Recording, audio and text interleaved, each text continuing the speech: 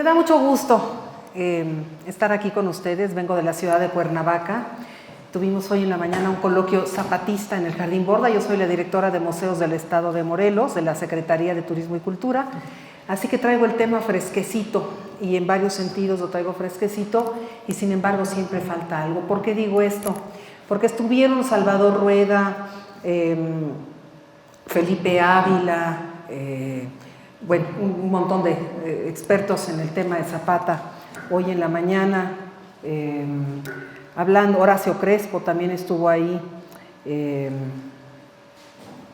y estuvieron hablando precisamente del zapatismo, de cómo se combinan una serie de factores para levantarse en armas los zapatistas, del encuentro con Villa, por supuesto de la soberana convención, y de lo que no se habla en general es de las imágenes, de la historia del arte que compete a esto que se ha dado en llamar el post-zapatismo, también que tiene que ver con cómo Zapata se convierte en un ícono después de la revolución y después de su muerte, cómo nace Zapata a su vida icónica, a la vida de las imágenes que exceden el ámbito del arte. Lo que les traje yo ahora es una serie de imágenes que no tienen exclusivamente que ver con el arte, que tienen que ver con la cultura visual que nos toca a todos hoy en día vivir, y en la cual Zapata está involucrado con una serie de relaciones del orden de lo simbólico muy interesantes, cómo hemos creado al mito. Así que, bueno, pues yo les agradezco su atención para ver a esta figura de extraordinarias proyecciones que es Emiliano Zapata. La historiografía tradicional empieza con Womack, con Sotelo Inclán, más adelante con Felipe Ávila, con Salvador Rueda, con Horacio Crespo, y solamente hay dos estudiosos que nos invitan a pensar en las imágenes en función de que también a Zapata le interesaba mucho cómo se representaba y cómo lo veía la gente. Uno de ellos, Antonio Saborit, actual director del Museo de Antropología, y Ariel Arnal, que se ha dedicado a estudiar las fotografías de Zapata. Vamos a comenzar esta historia de las imágenes, esta historia del héroe, con Zapata muerto. El día que asesinan a Zapata, hace exactamente 100 años, que es lo que se está conmemorando en estas fechas, para ser más precisos, el miércoles, se exhibe el cadáver de Zapata.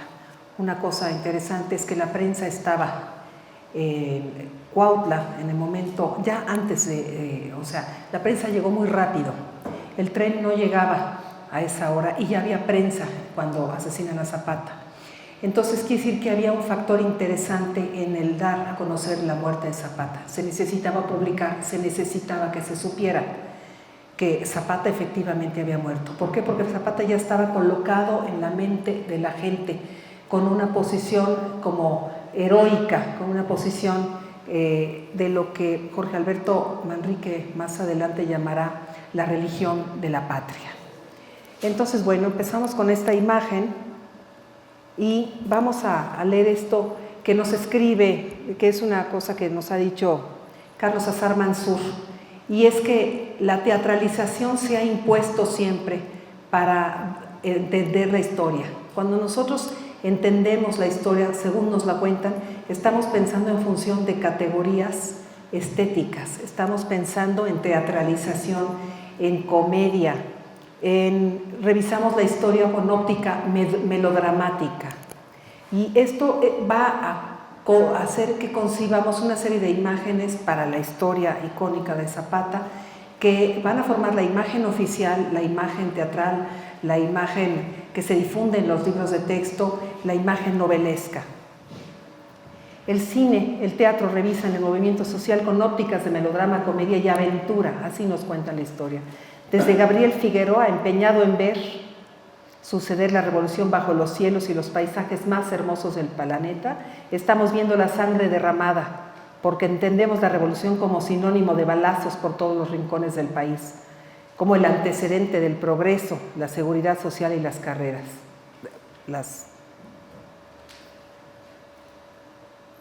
La memoria popular funciona con estas categorías y con acontecimientos arquetípicos, nos dice Mircea Eliade, historiador de las religiones. El personaje histórico es asimilado a su modelo mítico, el héroe, mientras en los acontecimientos se incluye la categoría de las acciones míticas, la lucha contra el monstruo, la lucha contra el malvado, los hermanos que son enemigos. La memoria colectiva es ahistórica, lo principal es la acción significativa más que la cronología exacta de los hechos. Y tenemos una historia que empezó con la muerte de Zapata, con la generación del héroe, del mártir. Pero en realidad la historia de Zapata como imagen empieza el 11 de marzo de 1911, cuando se levanta en armas en Cuautla. Esta pintura está en el Museo de Anenecuilco, en el Museo Casa de Zapata en Anenecuilco, y la manda a hacer Lucino Luna en el 2010, y la manda a pintar porque en Anenecuilco la historia oral es muy importante. La gente de Anenecuilco, que es donde nace Zapata, conoce mucho la historia del personaje, de la persona, del caudillo Emiliano Zapata, y sin embargo no tenían imágenes que representaran la vida de Zapata en su pueblo. Así que estos cuadros los cuidan, son 7 pinturas que están en el museo y los cuidan. Les digo que los mandó a hacer Lucino Luna, el anterior director del museo, y los cuidan muchísimo. Este es el levantamiento en Ciudad de Ayala, en Villa de Ayala, del 11 de marzo de 1911. Ahí se traslada la prensa, aquel día se trasladó la prensa a ver cómo se levantaba en armas Zapata. Ahí empieza la generación de un montón de fotografías que nos van a dar cuenta. Al principio en fotografía, recuerden que la fotografía nace por ahí de 1850, y estas fotografías son documentales al principio. Se dice que hay 250,000 fotografías más o menos de la Revolución Mexicana, tomadas por 300 fotógrafos más o menos, y en 320 colecciones. Pero ¿cuántas fotografías creen que hay de Zapata en primer plano? Muy pocas fotografías. Los archivos zapatistas se quemaban o se decomisaban. Así que fotografías que se van a copiar, que en un principio son documentales, aunque no dejan de tener una consideración estética, están pensadas en un consumo estético por el propio Zapata, que se las mandaba a hacer de estudio, vestido, de charro o de civil, pero siempre posando. Y nos dice Armando Salmerón que se mandaba a hacer las fotografías posando, y hasta 4 horas se tardaban, y le decía qué llevar para las tomas fotográficas. Entonces, bueno, vamos a caer en cuenta que son 8 o 10 fotografías las que más se van a repetir. Más adelante les voy a hablar de las apropiaciones, pero son 8 fotografías las que más se van a repetir en las pinturas.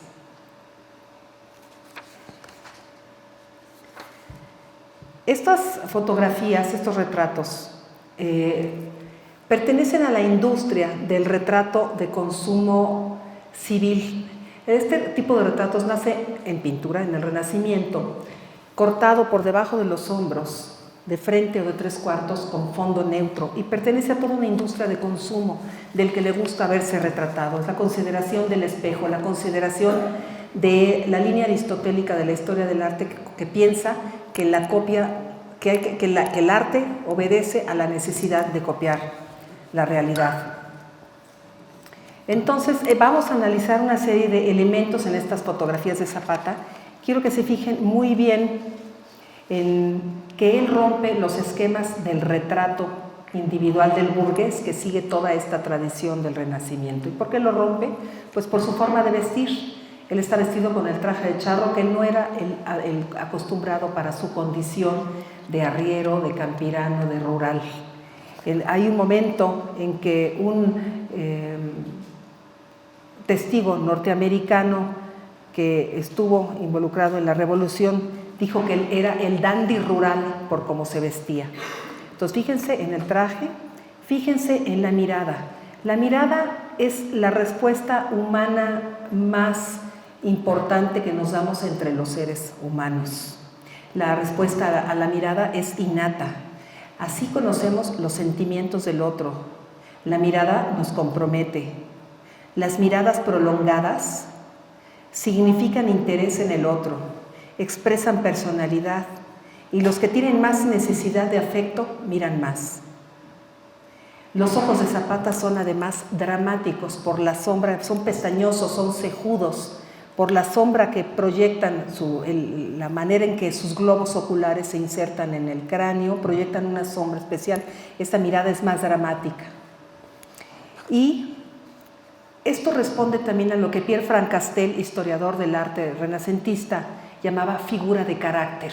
Está generándose una figura de carácter ante nuestra mirada, o lo que Guillaume Apollinaire llamaba tipo. Entonces vamos a ver que estas figuras pasan de ser un documento, como las fotografías en general de la Revolución, van a pasar de ser un documento a pinturas de género más adelante, porque son las que los pintores van a copiar. Su rostro además es moreno y armónico, asociado a la belleza idealizada, indígena. El bigote y las cejas están asociados a la virilidad. Todo esto lo leemos de manera inconsciente cuando vemos los rostros de las personas, pero cuando nos vemos ya sabemos a qué condición social pertenecemos, nos damos de manera innata cuenta si la persona es educada o no. Ese contacto visual, ese contacto físico, el lenguaje corporal nos dice muchas cosas. Por cierto, en la revista Nexos de este mes, Héctor Aguilar Camín destaca que Womack, historiador importantísimo, Zapata y la Revolución Mexicana, dijo e insistió mucho en la negritud presente en el estado de Morelos. Lo platicaba yo con Salvador Rueda hace rato en la serie de conferencias que tuvimos en la mañana en el Jardín Borda. Y es verdad que Womack habló de la negritud y de los pintos, aunque Salvador Rueda dijo, en efecto, en el estado de Morelos había muchos menos negros traídos como esclavos que en el estado de Guerrero. Sin embargo, se ha tendido a idealizar la figura de Zapata y vinculándola nada más con lo indígena, siendo que era un mestizo y que tampoco era un pobre, era un pequeño terrateniente con sus mulas y con sus caballos, que vivía del producto de su trabajo, pero que no era un campesino idealizado como lo pintará más adelante un campesino pobre, como lo pinta Diego Rivera, ¿no? León Cánova es el que lo llama el dandy rural ya desde aquella época, cuando lo ve llegar con Villa en 1914 a la Ciudad de México. Describe perfectamente cómo iba vestido con su pañoleta azul al cuello, dice, era un verdadero dandy rural, contrastaba totalmente con Villa cuando se encuentran en 1914 en México. Bueno, estas fotografías también hablan de un acercamiento íntimo que tenemos con él, por eso lo sentimos tan cercano. Dice Ariel Arnal, experto en las fotografías, a Zapata le gustaba estar bien, gastaba en sesiones fotográficas con los mejores de la época. ¿Y quiénes fueron los fotógrafos que se encargaron de darnos cuenta de su imagen? Antonio Garduño, Armando Salmerón, Eleodoro J. Gutiérrez, Aurelio Escobar, Abraham Lupercio y José María Cuellar. Hay otras fotografías, pero digamos, estas son las más conocidas, las que más se van a copiar. Y por eso propone Rafael Hernández, del Instituto Nacional de Historia de las Revoluciones de México, que se revisen los archivos locales en el estado de Morelos, porque hay muchas familias que son descendientes de los zapatistas y que en su casa pueden tener todavía fotografías de muchísimo valor. Por cierto, Martín Luis Guzmán en El Águila y la Serpiente, dice Martín Luis Guzmán en El Águila y la Serpiente, porque estamos hablando de que hay fotografías de Zapata, pero Zapata era Zapata y los zapatistas. ¿Por qué conocemos a Zapata y no conocemos a los zapatistas? Los zapatistas se pierden como en el anonimato, se pierden en la masa. De ellos no sabemos escasamente los nombres de los líderes, pero no sabemos nada de los demás zapatistas. Y por eso rescato siempre que doy esta conferencia lo que decía Martín Luis Guzmán en El Águila y la Serpiente. Se sentían inadaptados, llegan a la Ciudad de México y se sentían... ¿Se acuerdan de aquella fotografía tan famosa que es cuando están en Sanborns y no sabían ellos pues, tomar croissants con chocolate? Y también cuando llegan al Palacio Nacional y decía Martín Luis Guzmán que había un desencuentro entre la bota y la alfombra, la mano y la barandilla, refiriéndose a cuando Eufemio Zapata, el hermano de Emiliano Zapata, llega a Palacio Nacional y no saben estar en la Ciudad de México en las condiciones en las que se encuentran. Por eso tampoco se quiso sentar en la silla presidencial. Y entonces vamos a ver cada una de las fotografías. A ver, ¿cuál sigue de los zapatistas, Anita? No, entonces vamos a regresarnos, a ver. Están las 8 fotografías y luego sigue una pintura de Alejandro Quijano que está basada en esta fotografía de Eleodoro J. Gutiérrez. Empezamos ya con una cosa que se llaman apropiaciones. Son los artistas de la contemporaneidad, es parte del arte de la posmodernidad, hacer apropiaciones, tomar elementos de las fotografías o de la historia de las imágenes que tenemos por todos lados, no tienen que ser imágenes propiamente artísticas, y hacer resignificaciones de ellas. Eso estudiamos en semiología de la imagen, eso que hacemos cuando estudiamos las imágenes, ver cómo toman las imágenes y las copian y La imagen que tenemos abajo de César Chávez, el Che Guevara y Emiliano Zapata es una pinta en la pared en Los Ángeles, y quiero que vean cómo en el imaginario popular a Zapata ya se le identifica con otros héroes que en términos de ideales no están comulgando con los mismos ideales, y sin embargo pasan en nuestra vida icónica a ser lo mismo, tienen el mismo valor de significado. La que sigue es Antonio Garduño, el fotógrafo, y la que sigue es Pedro Zamora, un artista morelense, que he de decirles que se basa mucho en el estado de Morelos la vida icónica en Zapata. Para nosotros los morelenses, como les digo, yo vivo allá, pues casi no hay casa en donde no tengamos alguna imagen de Zapata, en las oficinas por supuesto, y además hay artistas que se han dedicado durante años a vivir pintando zapatas, cosa que a lo mejor aquí puede parecerles extraño, pero bueno, la imagen de en medio es de Pedro Zamora y está basada en la fotografía de Antonio Garduño que tienen del lado izquierdo, y el stencil que está en la pared es de Oaxaca, está en una plaza muy importante, en un espacio público muy importante, para que vean cómo en todo tipo de soportes la imagen de Zapata sale nada más de 8 fotografías conocidas. La siguiente imagen, la siguiente set de imágenes, ahí está otra de Pedro Zamora, está una de Octavio Campo, la que tiene como una revolución en la cabeza. Octavio Campo es un artista que vive en Morelos también y se dedica a las ilusiones ópticas. Fíjense cómo juega con el bigote y el sombrero de Zapata. Estos elementos van a pasar a representar en el diseño gráfico a Zapata. Resulta que con el paso del tiempo nuestra mente va simplificando las ideas, y si hoy en día nos ponen un bigote y un sombrero, entendemos Zapata. Y vamos al mercado el 16 de septiembre y nos compramos en el mercado bigotes postizos y inmediatamente asociamos la imagen con Zapata. Esos se llaman metonimias. Cuando uno hace análisis de la imagen visual es la parte por el todo. Realmente la parte, el bigote o el sombrero representa todo. Y fíjense en la imagen de abajo, Xolopolo, el que está con la camisa blanca, es el héroe, es el galán de la historia. Zapata ha llegado también a ser representativo de México en el mundo, pero ya como el galán de la historia, ya quitándole también toda esa serie de elementos que lo hacen el héroe y convirtiéndolo es junto con Benito Juárez el héroe más representado, el más amable y el más querido de México en el mundo. La imagen de la izquierda, pintada por Diego Rivera en la Secretaría de Educación Pública, es otra imagen muy interesante de Zapata porque está peinado al estilo budista. El gesto es budista y también tiene una toga budista. Fíjense cómo los artistas hacen lo que se les da la gana. Si bien están basados en fotografías, decía Antonio Saborita hace rato, la historia del arte es un desencuentro. ¿Qué quiere decir esto? Es un desacuerdo. Cada artista hace lo que se le da la gana con la imagen que se apropia. En cambio, vamos a ver más adelante que la historia oficial de Zapata, los héroes de bronce, los héroes que no se despeinan, van a ser casi todos iguales. Entonces existen en la vida icónica de Zapata capítulos muy diferenciados, los que sí van variando y que se dan libertad de expresión, y los que pertenecen a la imagen oficial, que van codificando cosas de una manera muy rígida. La siguiente lámina tiene una fotografía de Protasio Salmerón. Es un Zapata de cuerpo completo y está vestido de charro.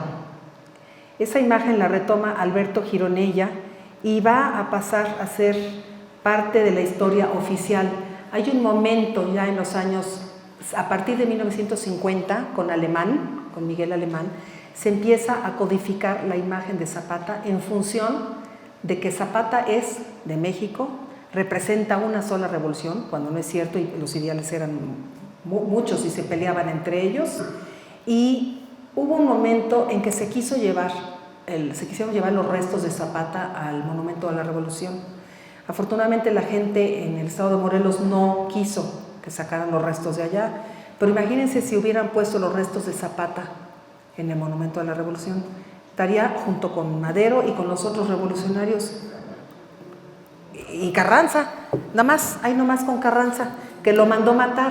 Eso es el discurso oficial, el que quiere unificar una sola revolución y sobre todo años después con el prismo bajo un solo partido revolucionario, ¿no?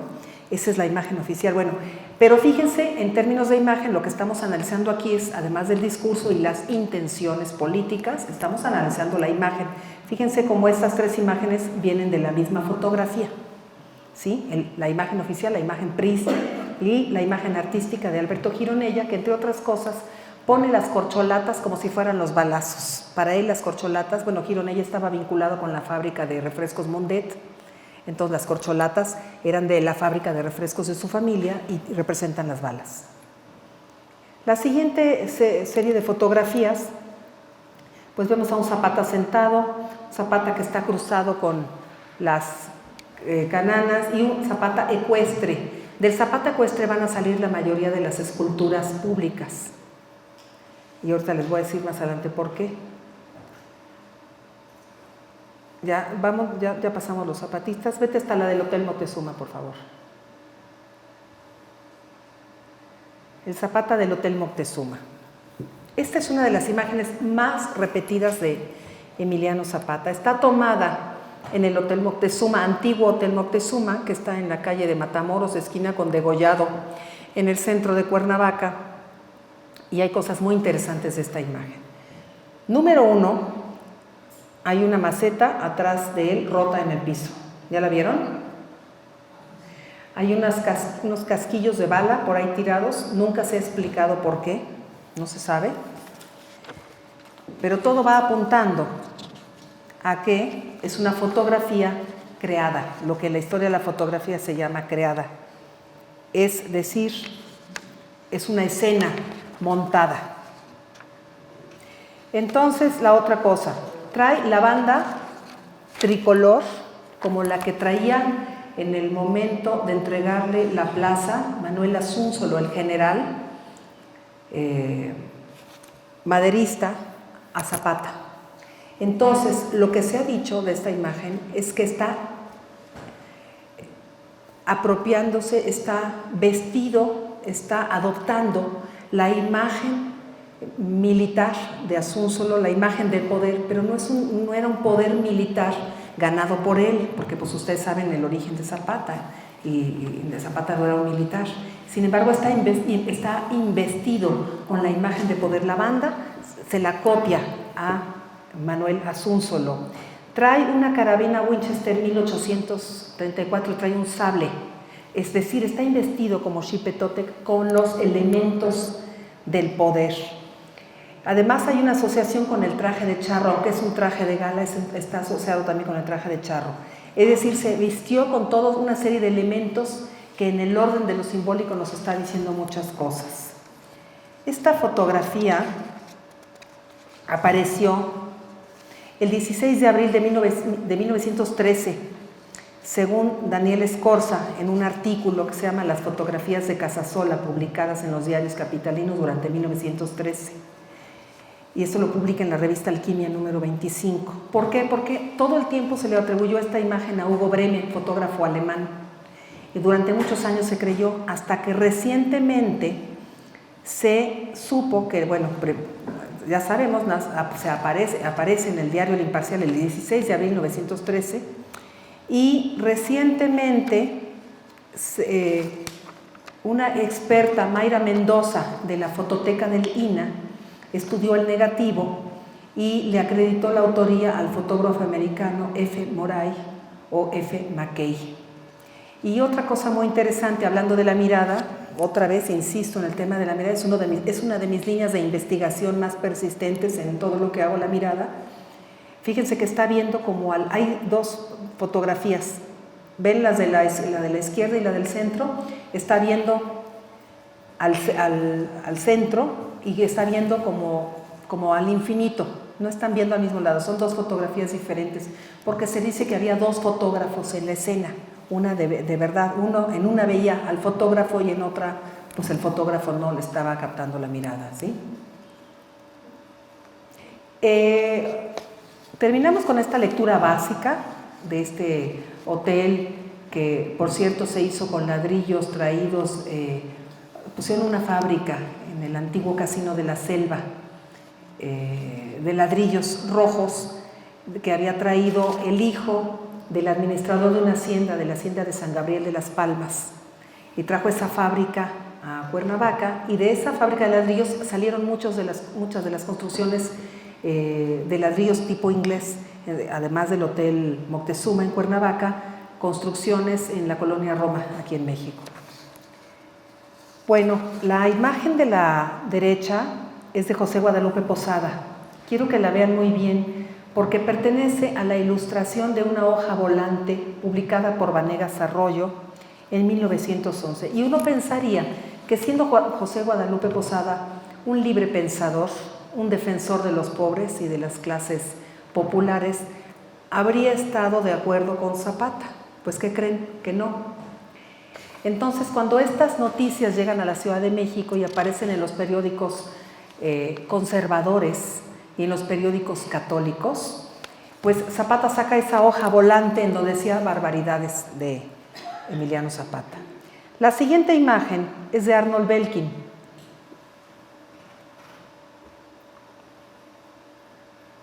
Ya le van entendiendo a esto de las apropiaciones, cómo de pocas fotografías se van a ir, en pocas fotografías se van a ir basando diferentes artistas y comunicólogos y repetidores de la imagen, para no nada más decir artistas, también diseñadores gráficos, y hoy en día la cultura popular en camisetas y un montón de objetos tenemos las mismas fotografías. Bueno, aquí ya está Arnold Belkin. Arnold Belkin hace esta apropiación de la imagen. Este término de apropiación quiero insistir que es un tema de la crítica y la teoría del arte de la posmodernidad. Hablamos de apropiaciones hoy en día, es decir, Arnold Belkin, en el momento en que estaba pintando a partir de esta fotografía conocida, no estaba diciendo yo estoy haciendo una apropiación, sencillamente buscaban las fotografías y las copiaban a su manera y las interpretan de acuerdo a sus intenciones. Arnold Belkin lo que está haciendo aquí es hablar de un Zapata que es humano, es una Zapata de sangre, de músculos, desintegra la figura, la descompone en formas y nos recuerda lo humano de Zapata. Es el cuerpo que se le entrega a la revolución. La franja amarilla de abajo son los revolucionarios, son los zapatistas que quedan minimizados y sin embargo la imagen pertenece a este gran cuerpo de revolucionarios. La de la derecha es la pintura que se llama Paisaje Zapatista de Diego Rivera.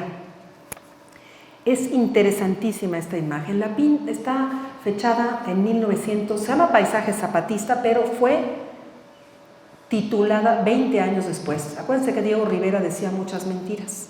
Se inventó toda una historia, esto sale en la revista Nexos de este mes, ahí lo leí.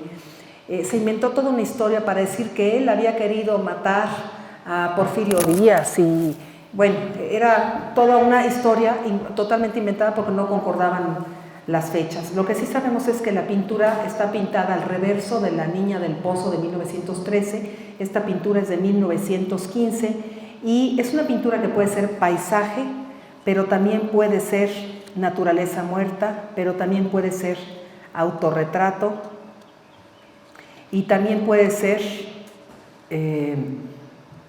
costumbrista e historia. Está pintada también pensando en el lugar de la ausencia, porque no está Zapata. Si se fijan, la composición sí está basada en la fotografía que vimos, la del Hotel Moctezuma, pero esta es más la ausencia de Zapata la que está, o sea, está evocado a partir de la ausencia del cuerpo. Son los elementos, y ahí están por supuesto los volcanes, el zarape y la carabina, esta Winchester 1800 1994. Una pintura cubista, pues de las más conocidas de Diego Rivera. Las siguientes tres imágenes, Arnaldo Cohen, que hace un juego más bien estético, es la misma fotografía, ahí está la banda muy bien resaltada, la banda tricolor, muy ad hoc para el gusto de los priistas, dinámica la imagen, y en particular a mí me gusta más la de Edmundo Font, que está en medio, porque hace una traducción literal de la revolución, es una revolución de pinceladas y de colores que se posa sobre la configuración de la fotografía que ya conocemos. Y la de la derecha es precisamente la revista Nexos de este mes. Es la portada de la revista que, como ustedes ven, ya el diseño gráfico de esta portada está basado en la fotografía de la que hemos venido hablando. Las siguientes imágenes, Zapata y Villa, reinterpretaciones. La famosísima imagen del archivo Casasola, ya está, ¿verdad? Cuando Zapata y Villa se encuentran en el Palacio Nacional, 1914, 6 de diciembre de 1914. Por supuesto que hay análisis de la fotografía en donde nos dicen quiénes son cada uno de los personajes que están ahí. Por supuesto, ahí está su hijo Nicolás, está Otilio Montaño, y Zapata nos está viendo de frente. Hay otra fotografía de estas que pueden encontrar en internet, en donde Zapata no está volteando a vernos a nosotros. A mí por el asunto de la mirada esta me interesa muchísimo, es una mirada como siempre penetrante y desconfiada. Desconfiada me interesa destacar, porque es una de las cosas que le salvaron a a Zapata cuando lo quisieron matar. Zapata lo intentaron asesinar, antes de 1919 lo intentaron asesinar varias veces. Y esta cuestión de la desconfianza fue lo que lo salvó. Recuerden ustedes que él no quería sentarse en la famosísima silla presidencial y que dijo que el que se sentaba ahí se corrompía. Bueno, de esta famosísima fotografía hay varias reinterpretaciones. La primera la tenemos de Arnold Belkin otra vez, el que descompuso la figura en la primera del Hotel Moctezuma. Volvemos a ver al mismo autor. Esta pintura está en el Museo Nacional de Historia del Castillo de Chapultepec, por supuesto la piden muchísimo, siempre está prestada para exposiciones y en próximos meses la veremos en Palacio Nacional, en la exposición que ya se está generando para Palacio Nacional. Y quienes dirigimos museos, por supuesto, estamos pidiéndola para nuestros propios montajes. Yo ya pedí una copia de la pintura para la exposición que vamos a poner en el Jardín Borda, en Cuernavaca, por supuesto, ahí la tendremos. Fíjense, aquí como que más claramente Arnold Belkin separa las figuras de Villa y de Zapata y las convierte en hombres de carne y hueso. Son los cuerpos que le entregaron a la revolución. Está hablando sin hacer una apología sangrienta como se hubiera hecho en la época del barroco con los mártires. En el barroco, ¿qué se hubiera hecho? Se hubiera puesto a los santos todos sangrados, aquellos martirologios que derramaban sangre, sudor y lágrimas, ¿no? Pues de una manera muy elegante Arnold Belkin entrega el cuerpo de estos hombres a la revolución, pero nada más haciendo una especie de esquemas de estos de papelería que nos hablan de los músculos. La siguiente imagen es un póster, es una reinterpretación de Villa y de Zapata en el Palacio Nacional, pero de 2010. Si se fijan, son los Simpson y una serie de caricaturas. Ahí está Mafalda, Don Gato, los Simpson, y por ahí está el Pato Lucas, y no me sé los demás nombres de las caricaturas. A ver, alguien que me ayude con los demás. Pedro Picapiedra. Exactamente. Bueno, pues fíjense que esta es una imagen un tanto, sugiere una lectura cómica de la Revolución Mexicana. Ya hay una cosa que dice Baudrillard, un gran teórico del arte, y Baudrillard habla de una cosa que se llama la transestética. Y nosotros hoy en día estamos viviendo la transestética. ¿Por qué? Porque es una estética que repite formas y se queda vacía. Repite y repite formas. Aquí ya los niños que vean esta caricatura, esta serie este póster en el 2010, pues lo compran en la calle y no tienen idea de la referencia a la que hacen de la Revolución Mexicana, del encuentro de Villa y Zapata, de aquel oficialismo, de aquella historia que nos enseñaron en la escuela que había que respetar, ¿no? Entonces, esto es plenamente la transestética. Y claro, los artistas y los diseñadores tienen libertad de expresión, pero fíjense en nuestra cultura visual. Estamos demasiado saturados de imágenes, vivimos una indigestión de imágenes. Y más adelante vamos a ver la siguiente, por favor. El mural siguiente dice Revolución 2010. Ya se fijaron cómo está basado en la misma fotografía de Zapata y Villa, pero ¿qué creen? Este lo pintaron para una exposición que hubo en el Museo de Arte Popular en el 2010. Y lo pintó un grupo que se llama ASARO, que quiere decir Asamblea de Artistas Revolucionarios de Oaxaca. Ellos surgen en el 2006 en Oaxaca, con todo el afán de libertad de expresión, de identificarse con Zapata por ser grupos pertenecientes a la llamada resistencia social. En ese momento se identificaban con Zapata, con la resistencia social. Hicieron un montón de imágenes interesantísimas y se vinculan al mismo tiempo con los punks, porque los punks se sienten totalmente desencantados de la sociedad, de su momento. Los punks surgen en Inglaterra y se sentían súper desilusionados, lo mismo que Zapata. Ahí fíjense la triple identificación que hay. Los punks se sienten desencantados, Zapata se siente desencantado y los del grupo ASARO se sienten desencantados. La siguiente. Bueno, ahí está lo del grupo ASARO, el esquema. Hablan de injusticia social, son un movimiento emergente como Zapata, de efecto inmediato como Zapata.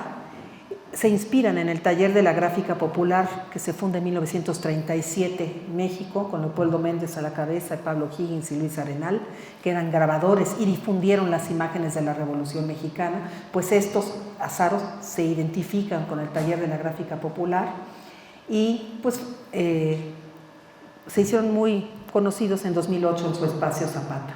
Las siguientes imágenes, tenemos ahí otra vez a Zapata como punk. ¿Se acuerdan que hace rato les dije que nuestra mente va decodificando los elementos y ya nos vamos a quedar después con los ojos nada más, el sombrero y el bigote, que para representar eso se llaman metonimias? Y así representamos a Zapata, ya no necesitamos representar nada. Pero ¿qué pasa cuando se hacen resignificaciones en semiología? ¿Qué pasa? Estos elementos se ponen a otra cara, por ejemplo a la del chapulín colorado. Entonces ya tenemos a un chapulín colorado. ¿Qué es el chapulín colorado? ¿Alguien me puede decir qué significa el chapulín colorado?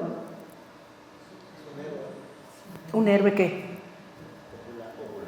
¿Qué más? ¿Exitoso o fracasado? El chapulín colorado es un héroe fracasado. Todo le sale mal. ¿Se acuerdan de los programas del chapulín colorado? Todo le salía mal. Quería atrapar a los malos y se pegaba a él y se resbalaba y lo cachaban y todo. Bueno, es muy significativo que el Grupo ASARO haya vinculado a Zapata con el chapulín colorado, porque si bien son de buenas intenciones los dos, en realidad lo están poniendo como un héroe fracasado. Fíjense qué sutilezas tienen las imágenes para hablarnos de nuestra historia. Y las de la izquierda, pues otra vez ahí están como punk, ¿no? Desencantado de la vida. La siguiente, sigue la imagen artística de Zapata. Las que estábamos viendo hasta ahorita eran fotografías y eran imágenes más del orden no tan artístico, excepto por alguna. Ya en el orden artístico tenemos a Arnold Belkin. Arnold Belkin llega como discípulo de Siqueiros a México y tenemos esta imagen, esta serigrafía elaborada en la imprenta de Enrique Cataño, Dos montañas de nuestra América.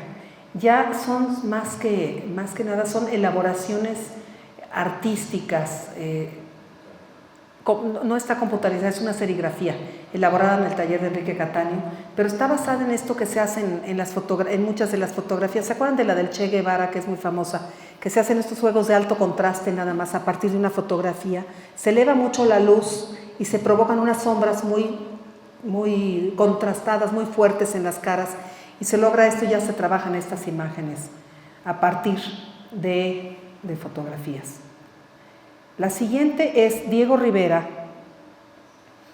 El mural se llama Historia del Estado de Morelos y lo pinta en 1930 Zapata. Es parte de un gran mural en el Palacio de Cortés. y lo pinta Diego Rivera. Bueno, me sé una historia mucho más larga, pero no quisiera aburrirlos. La cosa es que le encargan, mediante William Spratling, el mural a Diego Rivera, y Diego Rivera dice sí.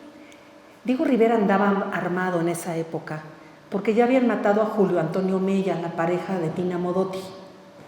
Entonces Diego Rivera nada tonto, y como andaba, y ya ven que era comunista y se metían muchas broncas comunistas, dijo sí, sí pintó el mural.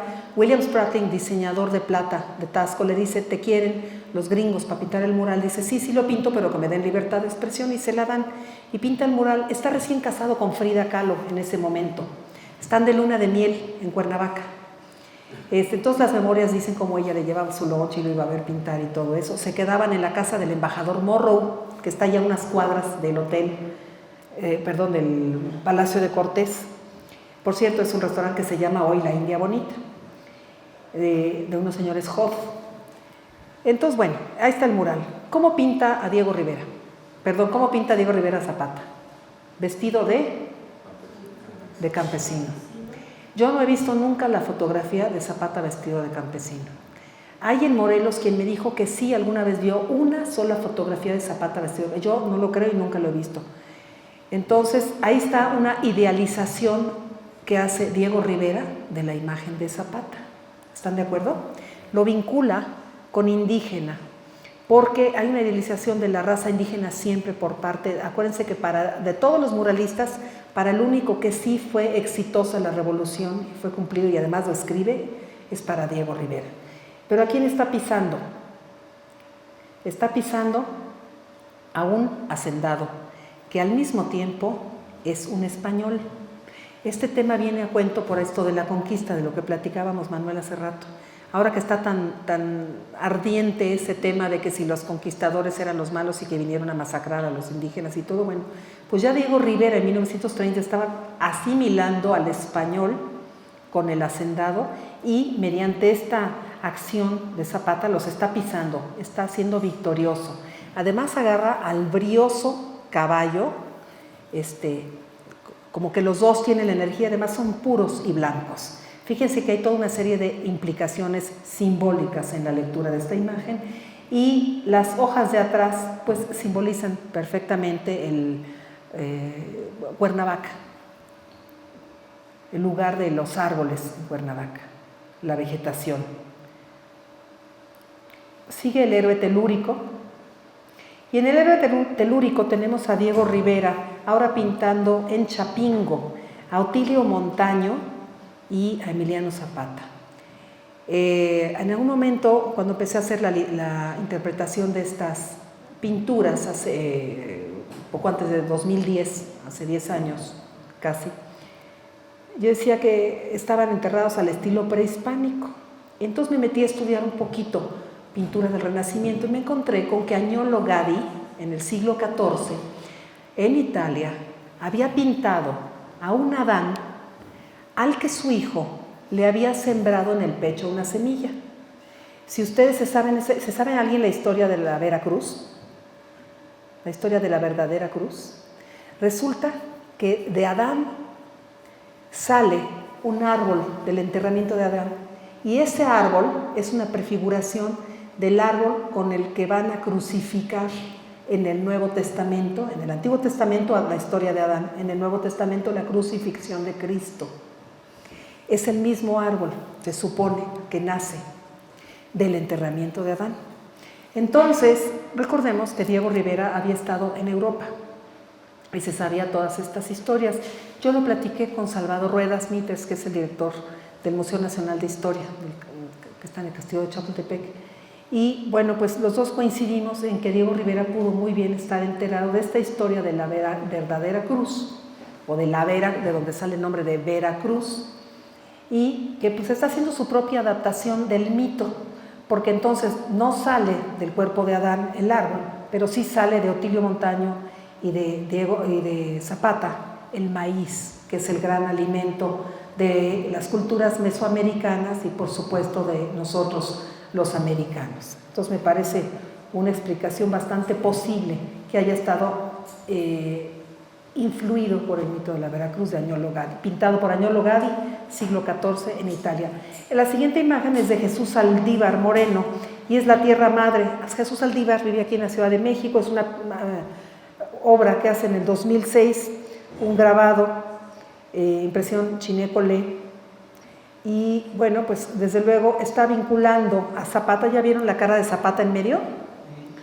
Lo está vinculando precisamente con la cultura, con las culturas prehispánicas. Otra vez está hablando del héroe telúrico, el que está vinculado con los ideales de Diego Rivera, perdón, de Zapata, los ideales agrarios de Zapata, los ideales de la tierra. Las siguientes imágenes, David Alfaro Siqueiros y Alberto Gironella. Siqueiros pinta a un Zapata que no tiene nada que ver con las fotografías que hemos estado viendo. Es un Zapata que está pintado en total libertad por él, es un Zapata que está como en un umbral, como pasando el umbral de la historia, atravesando la historia, y no se parece a las fotografías. Me parece una imagen bastante Siqueiros, que por supuesto con mucha personalidad, aunque sí hay que ver que tiene los elementos que nos hacen reconocer a Zapata: el bigote y el sombrero. La que sigue ya la habíamos visto, Gironella con los balazos y la sangre, y las otras dos que siguen también ya las habíamos visto, Xolopolo, las dos, artista morelense que, hay que decirlo, ha vivido de pintar zapatas en Morelos, es muy conocido, muchas de las oficinas oficiales en Morelos están adornadas con las imágenes de Xolopolo. Y fíjense lo que hace, pues hace al galán de la historia, porque el primero se llama GQ, trae la camisa abierta como si fuera un modelo de revista, y en la que sigue trae un homenaje a Adelita. Nos recuerda, pues por supuesto, también los mitos del hombre y la mujer originales, Adán y Eva, la serpiente, el origen de México, los mitos que tienen que ver con el nacimiento de toda una raza. La siguiente, de Alejandro Quijano, que se niega a sentarse en la silla presidencial. Ahí está la silla, ahí están las cananas, ahí están las balas. Y en este caso es significativo pensar también que hay una suerte de autorretrato de Alejandro Quijano, que se pinta a sí mismo también con el rostro de Zapata, también una suerte de identificación del artista con él. La siguiente es Pedro Zamora, ya las habíamos visto, parecen unas máscaras dramáticas, influidas también por la historia de la pintura, en especial por la pintura barroca, la de la izquierda, la de la derecha como una máscara pétrea. La siguiente es el mural de Roberto Rodríguez Navarro, el caudillo del sur. Es el mural que está pintado en Anenecuilco. A mí yo soy la directora de ese museo, y a mí me da un poco de, pues no puedo decir risa, porque además menos como directora puedo decirlo, pero me causa asombro que al museo que van tantos norteamericanos y tantos turistas a buscar a Zapata se encuentren con una pintura que tiene algo de caricaturesco, que tiene algo de pintura como de niños, como un poco naif, ¿no les parece?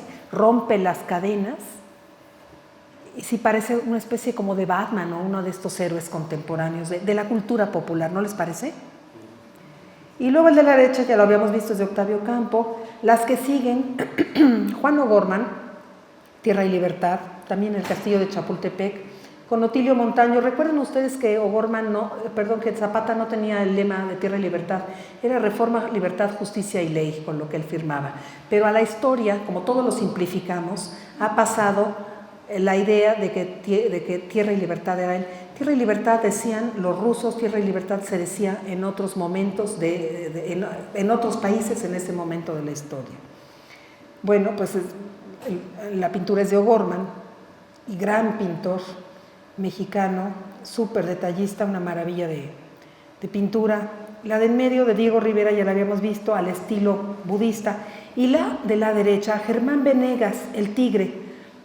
Cuando le pregunté a Germán Venegas por qué había pintado, porque es una escultura, por qué había puesto así estuvo expuesta en el Museo de Arte Moderno. Yo llegué y le tomé la foto, le hablé por teléfono, le dije, maestro, ¿por qué? Me dice, porque a Zapata ya se lo tragaron todos los discursos. De Zapata se dicen un montón de cosas, ya no se sabe qué dijo, qué no dijo. Zapata ya está tragado por la historia. Esa es la interpretación que me dio Germán Venegas de esta escultura.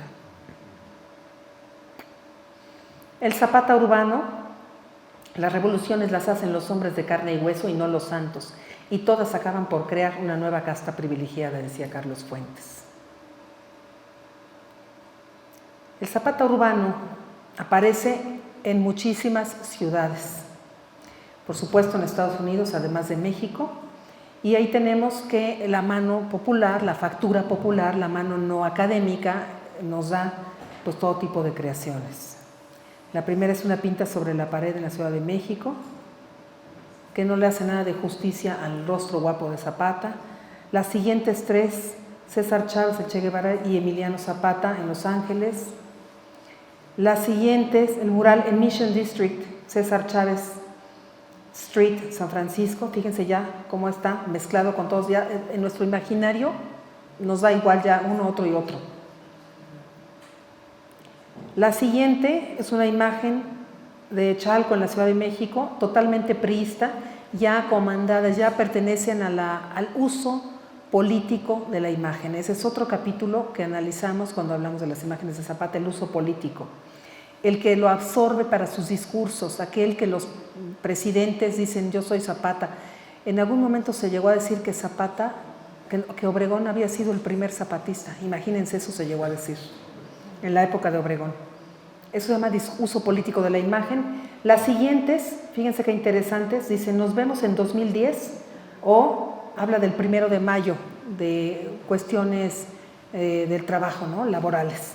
Fíjense cómo se usa, por eso decía Germán Venegas que ya se lo tragaron todos los discursos, se usa para todo tipo de discursos a Zapata. Es decir, la imagen de Zapata viene a legitimar todo tipo de vocaciones o de anhelos. La siguiente es de Oaxaca. La siguiente, esta me encanta, es el propio Zapata grafiteándose a sí mismo su lema, tierra y libertad. Ya se convierte en un grafitero, hay una identificación de los grafiteros con él mismo. Es una imagen muy simpática y por supuesto es del doctor Hoffman. La siguiente, vinculándolo con Einstein en estas resignificaciones famosas. ¿Quién es Einstein? Pues es un hombre inteligente, ¿no? Y ahí vienen las siguientes de la imagen oficial. ¿Ya estás en la imagen oficial? La imagen oficial, las imágenes tricolor. Y hablando de lo que él decía, es mejor morir de pie que vivir toda una vida arrodillado. Pero fíjense cómo se apropian los políticos de la imagen y de sus frases también. Es una perversión del lenguaje. Y ahí está la siguiente, Emiliano Zapata, como un ranchero. Porque además hay quien ha interpretado las imágenes de Zapata también a la luz del cine. Estamos acostumbrados a ver las películas, aquí hay gente muy jovencita, pero ¿tú has oído hablar de Pedro Infante, Alonso? ¿Alguna vez? No, los chiquitos no saben quién, ya no les tocó Pedro Infante ni... Pero nosotros sí, entonces eso es una de las características, una de las explicaciones que se han dado por qué nos gusta tanto Zapata, porque estamos muy asociados con el cine mexicano. El uso político de la imagen, pásate a la de Obama, ¿ya estás? Pues fíjense hasta qué grado hemos llegado en el uso político de la imagen de Zapata. Las siguientes son espectaculares que se han puesto en la calle para marchas políticas y para todo tipo de eventos. Yo no me deslindo, ¿cómo dice? Yo me deslindo de esas. Y eso lo dijo Cuadri, ¿no? Que fue un personaje que así como apareció, desapareció. Bueno, la siguiente es escultura pública. Decía hoy en la mañana Antonio Saborit que así como la historia del arte es un desacuerdo continuo, porque los artistas hacen, los pintores, cada quien lo que se le da la gana con su imagen y todas son diferentes, en cambio en la escultura pública vamos a ver siempre muy codificadas las cosas. Les decía yo cuando vimos las fotografías que de la escultura pública sale de las fotografías ecuestres. ¿Quién es el Zapata ecuestre? Pues es el charro, es el que sabía lazar, torear, lazar, torear, picar, poner banderillas, amansar caballos. ¿Qué entendemos con eso? Entendemos el dominio de la naturaleza y el ánimo para la fiesta. Recuerden que los mexicanos somos fiesteros. Entonces, esas son las codificaciones de la escultura ecuestre.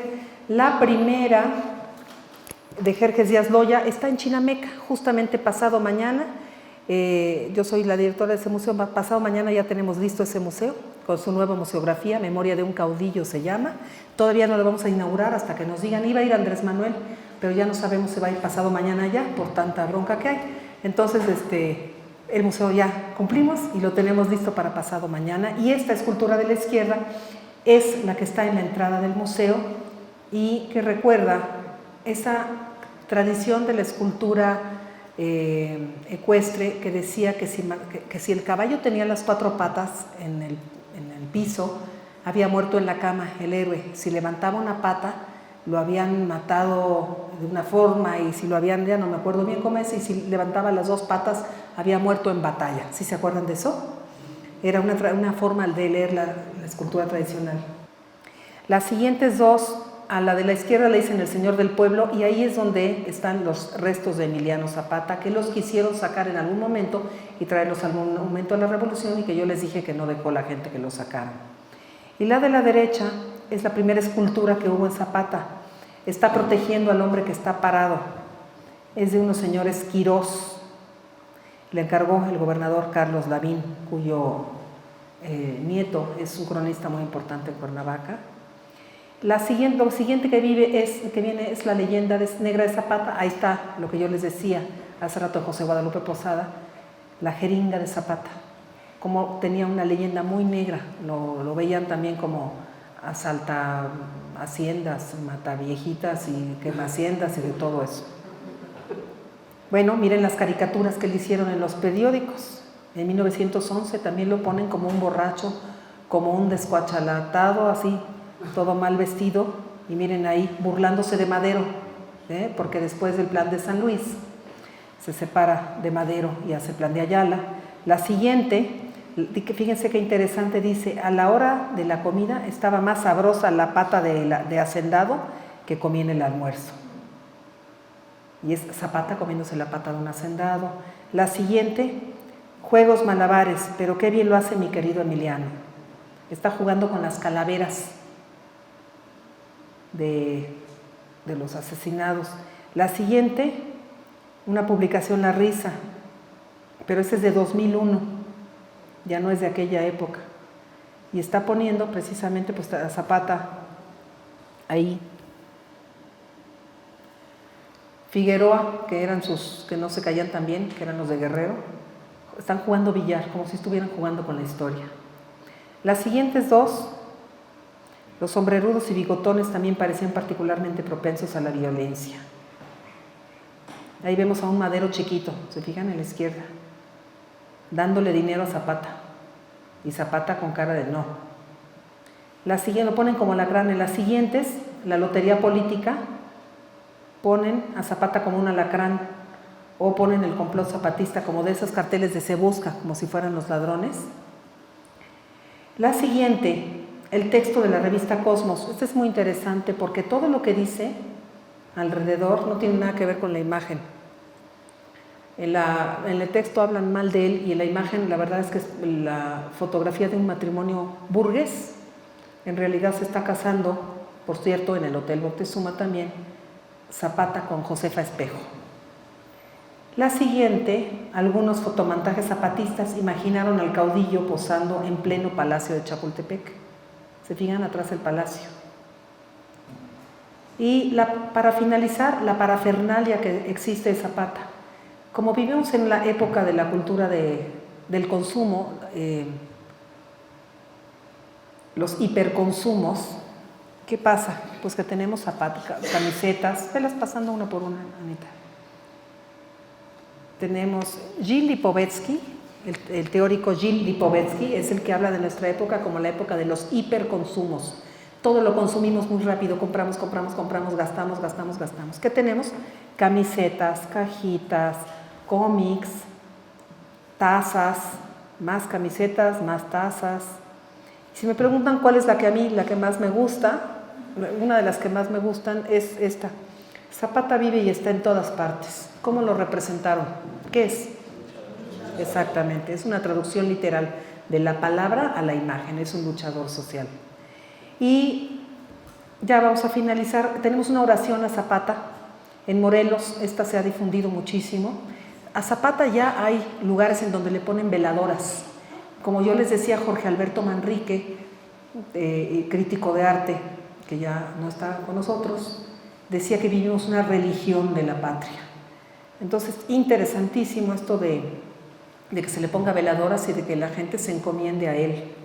Hay toda una línea, no hablé ahora de eso, pero hay toda una hay otra conferencia que doy en donde hablo de psicoanálisis en función de Zapata y de la lectura de la imagen, y también hablo de la mentalidad mágico-religiosa porque se le vincula con un bandolero que hubo por allá que se llamaba Agustín Lorenzo, pero eso para otra conferencia.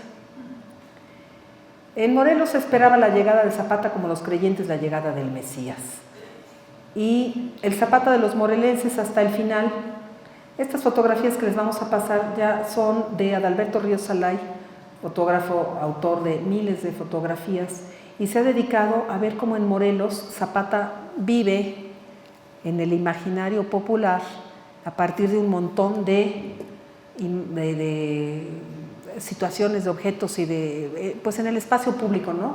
En los taxis, en los cochecitos, en las fuentes, en la calle, en los talleres mecánicos.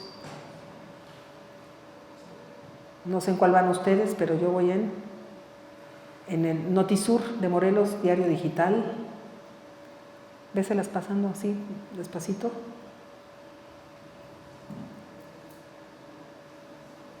¿Y ya llegaste a la última? Por último, diré a ustedes que yo me he levantado no por enriquecerme, sino para defender y cumplir ese sacrosanto deber que tiene el pueblo mexicano honrado, y estoy dispuesto a morir a la hora que sea, porque llevo la pureza del sentimiento en el corazón y la tranquilidad en la conciencia. Emiliano Zapata. Esto es lo que hace de Emiliano Zapata a Emiliano Zapata, su pureza de valores, a pesar de todo lo que hemos dicho. Muchas gracias.